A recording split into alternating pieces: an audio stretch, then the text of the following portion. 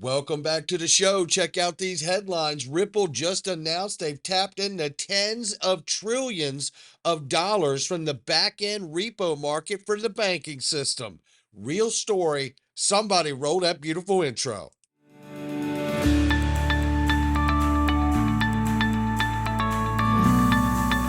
Digital Perspectives with Brad Kimes. Come on in.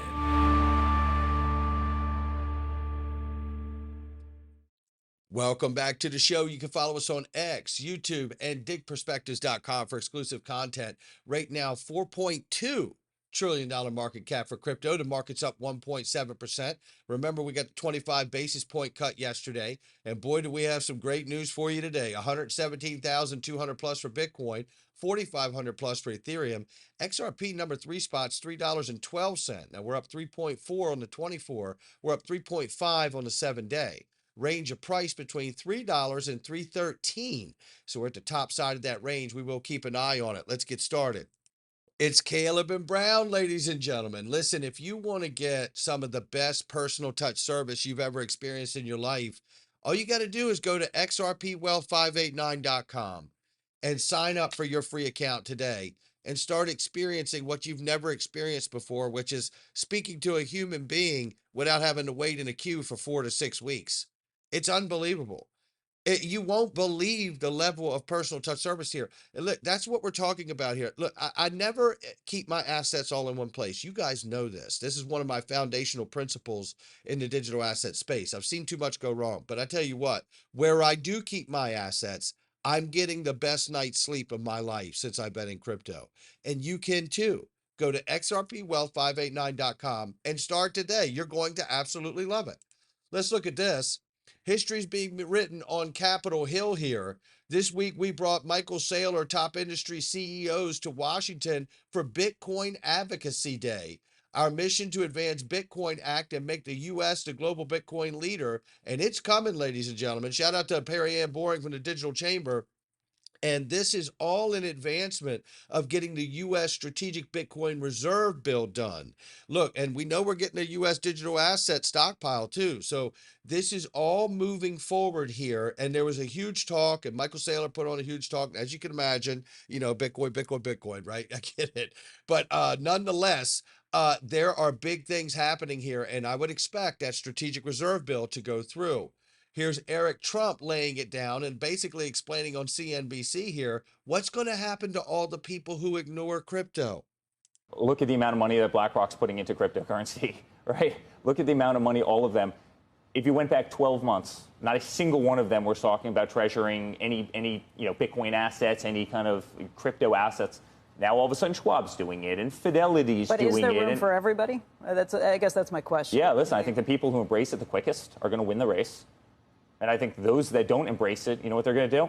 They're going to die a very slow and painful death. And you're already seeing that. Look at the success of Coinbase. I mean, look at their stock relative to everybody else, right? I mean, crypto is leading the way. It's what people want. It's an incredible generational play, but it also solves all the problems of modern day finance, which is the fact that it's lethargic, it's slow, it's costly. It's costly as hell. You know this better than anybody. I mean, it's inefficient. Look at your FX rates every single day, right? That all gets eliminated. And it's also really punitive because there's people at the other side, who will make the decision as to, Joe, you're not getting banked. You know why? Because you're a conservative. And so we're going to take away your bank accounts. We're going to destroy your business. We're going to take away your... This is just a hypothetical thing you're saying here. It's not a hypothetical thing. No, I mean about me being a conservative. It's very hypothetical, Joe. Oh, goodness. So nonetheless, look, Eric Trump's got it right. If people don't get with this technology, they're going to get pushed out just like people who tried to ignore the internet. That's where this is going. So far to the tune, just like we covered yesterday, U.S. and U.K. deep in crypto collaboration. Financial Times. This is Cassie Craddock from Ripple, who sat down in the UK and with the US, so Ripple had a presence at the table. Remember, the UK is a giant financial hub for the world. So having this coordination makes a lot of sense to me. all the fintech AI companies are joining along with the governments to sit down and have these chats, because there's going to be a global cooperation between the G20 nations. You can bet on that. And it's a multi-chain world after all. Let's hear a piece of this, as Stellar knows that they've had a great relationship with Franklin Templeton, and you're about to find out why it is a multi-chain world, because Franklin Templeton's got a great relationship with Ripple and the XRP ledger too. The Stellar chain allowed us to do some of those things. And then also, you guys Stellar's amazing with how cheap your gas fees are. I mean, yeah, there's nobody else that comes near that. And, that's important to us and important to our clients. So it's really been I think, a terrific journey together. It is a terrific journey together. And you know what? Those gas fees are just like XRP Ledger gas fees, because Stellar is a copy of the XRP Ledger. That's where that is. But it's a multi-chain world after all. And remember when we played this from Dan Moorhead from Pantera Capital? Yeah, and there might be other use cases, other like Ripple's going after Swift, Yeah, Ripple's going after Swift. But how do you get the liquidity to, you just can't say, well, maybe I'm going after Swift. You know what I mean? But what am I going to do? I can't do anything to help Swift, but Ripple's got the technology. Where are they going to get the liquidity to even begin to serve the level of volume that Swift is serving? Well, stay with me. That's why I just played you that clip, right? So the goal is to capture Swift, to take over Swift, right? Dismantle Swift, right? So here you have it. Ripple just announced this, introducing the next building block of on-chain markets. We're partnering with DBS and Franklin Templeton Global to establish, listen to this, repo markets powered by tokenized collateral and stable coins. Investors will be able to use real USD to trade for Franklin Templeton's money market fund, SG Benji, tokenized on the XRP ledger and listed on DBS's digital exchange, earning yield and opening new liquidity venues. Institutional momentum is building on chain. Now, I know a lot of people are going, I don't understand. I can tell it's good news, but I don't understand. We're going to unpack it. We're going to do that right now, and you are going to be happy, happy, happy. First of all, what is the repo market? The repo market is not where they repo your car. That is repo. But the repo market we're talking about is the banking repo market. It is the after hours market that banks lend to one another. And what that really means is that there are rules and regulations for banks that every day they have to balance their books. They can't go unbalanced as they close out a business day. So in order to do that, there may be days where they're over margined or leveraged or whatever. They have to borrow. Banks lend to each other with the SOFR rate that they're using going to now instead of the LIBOR rate, right? And they're lending each other at their own rates. And they have to do that because they have to balance their books each night. So that's what the repo market is, where banks go to lend from one another to get their banks balanced. So till next business day. Well, that market is tens and tens of trillions of dollars deep. And it got very, very deep because of COVID. Now, I had a great sit down with the Black Swan Capitalist brothers. Shout out to Versan and Vandel. They're both amazing, brilliant young men, and they're doing really great work from their channel. I sat down with them with Digital Asset Investor and had an incredible conversation, which they have just posted.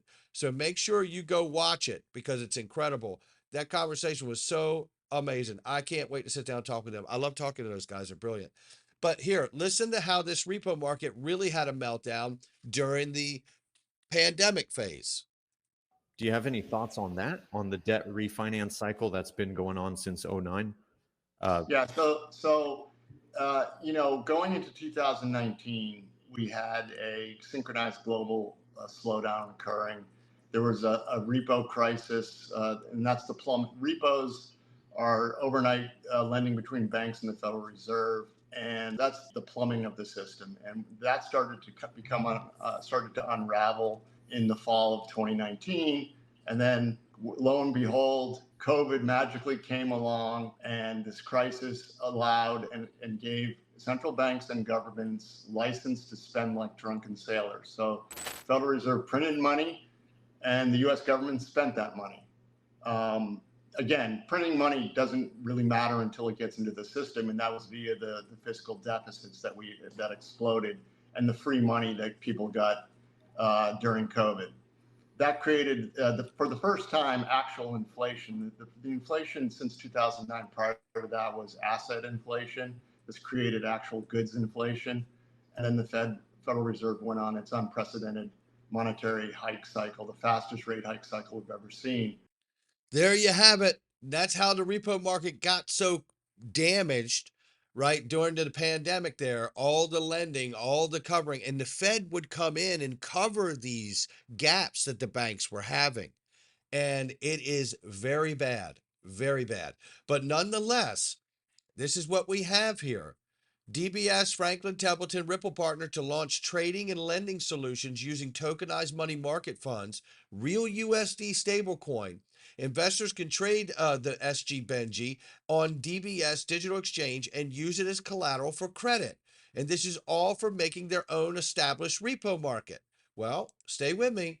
Remember when Smoke Dog broke this open? And this was the video that showed Biddle Fund, Benji, right? Remember, Real USD, JP Morgan, see all the names, Goldman Sachs, Citi, 24/7, OUSG, you see it all, it's right here. Benji Fund, listen, let's run through what Wrath of Common had to say about it really quickly here, in case anybody's still confused. Institutional finance, DBS, Franklin Templeton, Ripple signed an MOU for trading and lending solutions using tokenized money market funds and stablecoins. Franklin Templeton is tokenizing a money market fund on the XRP ledger, while DBS is listed it paired with real USD. According to the PR, the product will let institutional investors trade between real USD and the XRP ledger money market fund Benji to rebalance portfolios. In the next phase, DBS will create liquidity, allowing Benji as collateral via repo transactions or third-party platforms. This is amazing. This product is for big players. Only institutional and accredited investors can participate. It's all run under DBS's umbrella and could bring sought-after real USD liquidity to the XRP ledger. No question about it. Monica Long had this to say: in order for tokenized financial assets to solve problems they've been promised to solve, we need both: one, liquid secondary markets; two, utility for these assets, such as with collateralization. That's exactly what Ripple, DBS, and Franklin Templeton are working towards with this announcement. It makes perfect sense. Jack McDonald drops this on us. Repo transaction volume is well into the tens of trillions globally. Nearly 12 trillion in the US alone in 2024 itself. And now DBS and Franklin Templeton and Ripple will together enable the first ever repo trade for tokenized money market fund with real USD, regulated, stable, and liquid mode of exchange. Yeah. And then sprinkle this in, because remember, they got to have a lot of liquidity in order for them to use this repo market on the backside. Remember when we talked yesterday about how Smoke Dog had found Ripple's payment network being used by large financial institutions, with 15 of the world's largest banks working with Ripple's global consensus ledger? How about that? Maybe they'll use each other for the liquidity. That's exactly what they do in the repo market now, except now they could do it on the XRP ledger because they tokenized it and made it possible. So when you start looking at Dark Defender saying, if we get the same explosion that we saw to go from $0.81 trillion crypto market cap all the way to $4.17 trillion where we are today, represents a 514% increase from 2023 to today. If we see that same increase again, we're going to 23 trillion for the crypto market cap. How about that? And then here, Egg Rag Crypto says, well, why don't we just look at it this way? One candle, that's what we need.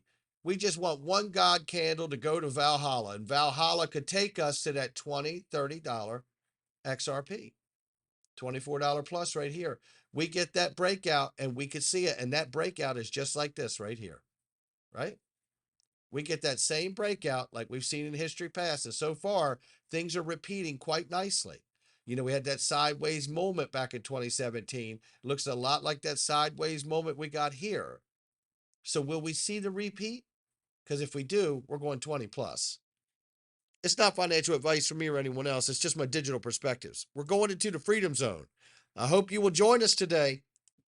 Again, not financial advice from me or anyone else. Going into the freedom zone today. And I tell you what, why not have it now? This is a great moment with all the news we've got today to really just share so everybody could just take a moment and reflect on where you're at.